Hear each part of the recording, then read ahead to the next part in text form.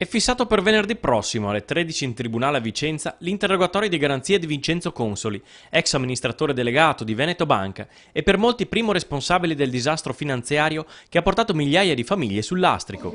Da ieri ai domiciliari nella sua casa vicentina, Consoli, ragioniere di Matera, che deve il suo successo al profondo nord-est, sarà sentito dal giudice vicentino Roberto Venditti. Con lui è annunciata la presenza del pubblico ministero che sta seguendo l'indagine da Roma. Ed è questa particolarità che fa discutere.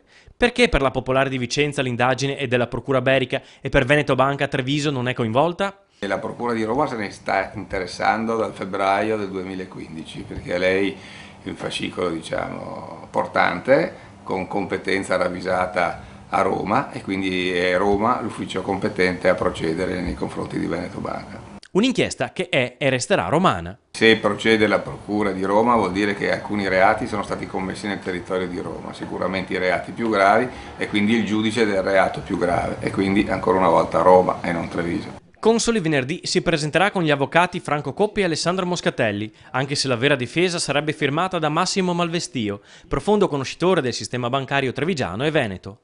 Consoli potrebbe avvalersi della facoltà di non rispondere, ma è più probabile che racconti la sua verità.